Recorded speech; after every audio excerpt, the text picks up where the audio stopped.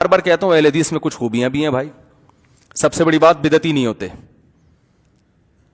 और हमारे देवबंदियों में बिदात मार्केट में बोलो भाई होलसेल के हिसाब से मिलेंगी आपको, सारे नहीं लेकिन रेशो बहरहाल बहुत ज्यादा है। तो ये उनकी खूबी है, तो जो है वो तो मानना पड़े। कब्र परस बिल्कुल भी नहीं होते, देवबंदी भी नहीं होते, लेकिन होते भी हैं। मिलेंगे आपको मार्केट, मुस्टंडों की तरह बैठे हुए होंगे कब्रों पे।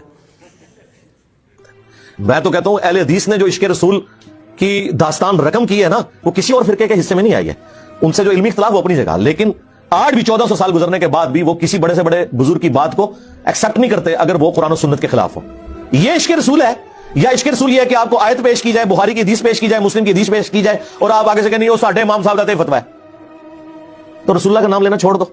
कलमा उसका पड़ा है जिसकी कब्र मदीने में है, और बातें उनकी मान रहे हो कि जो ना अहलुल बैत में से हैं, ना उनके आबा अजदाद ने कोई सहाबा इकराम की सोहबत की हुई है, ना उनकी कोई हदीस की किताब मौजूद है दुनिया में। अल्लाह से डरे। मैं आपसे कहूं कि अहले हदीस के आलिम हमारे पास आए, तकरीर करके गए, उसमें शिया ने भी तकरीर की, बाकी मसालिक ने भी की, लेकिन मदह अहले बैत में जो गहरी बातें और जो बड़ी बातें अहले हदीस के आलिम ने की वो किसी और ने नहीं की। और मैं खुद हैरान था कि जो मशहूर हैं कि ये ज्यादा अहले बैत से मसलन दूर हैं, या नौजुबिल्लाह उन्हें कहा जाता है कि ये बुग़्ज़ में, ये अहले हदीस कैसे हो सकता है जो इतनी बातें। तो उन्होंने बाद में किताब दी मुझे अहले हदीस के असलाफ की, लिखी हुई कि अहले हदीस शुरू से हुसैनी है।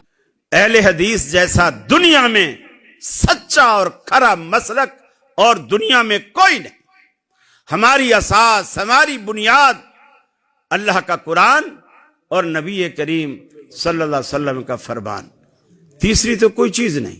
हमने अल्लाह के साथ कलमा पढ़कर, चाहे वो लोगों ने जिसका नाम पहला कलमा रखा है वो, या जिसका नाम दूसरा कलमा रखा है वो, दोनों को आप देखो, इन दो हस्तियों के सिवा किसी का इकरारनामा, किसी का अहदो पैमान उसके अंदर नहीं है।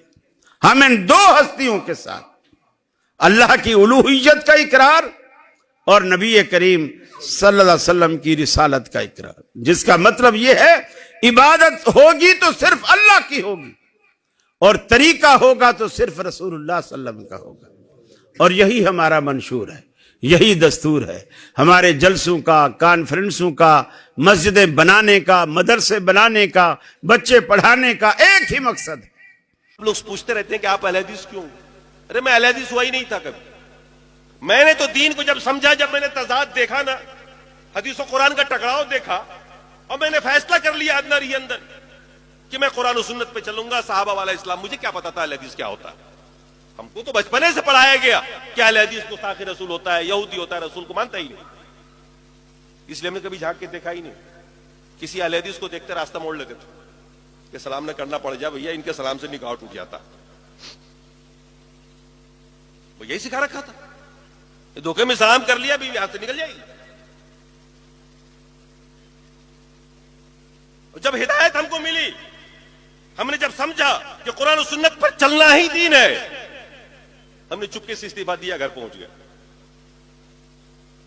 तो 2 साल के बाद मेरी तकरीर हो रही थी, कहीं पर एक अहले हदीस ने सुना, और उसने मुझसे कान में आकर कहा कि हजरत, सुबह मेरे घर आया, उसने कहा कि रात जो आपने तकरीर की है ना, वो बिल्कुल मेरे मौलवी जैसी की है।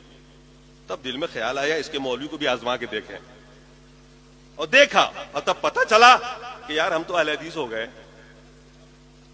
ये अहले हदीस होने के कई साल बाद मुझे पता चला कि मैं तो अहले हदीस हो गया। वरना तो हम डर के, मतलब जिससे होता है ना कि हमारी यहाँ कहावत है कि दूध का जला छाछ को भी फूंक के पीता। दूध से किसी दिन मुंह जल जाए ना बिल्ली का, तो छाछ को भी पिएगा, तो फूंक फूंक के पिएगा, कहीं ये भी ना जला दे।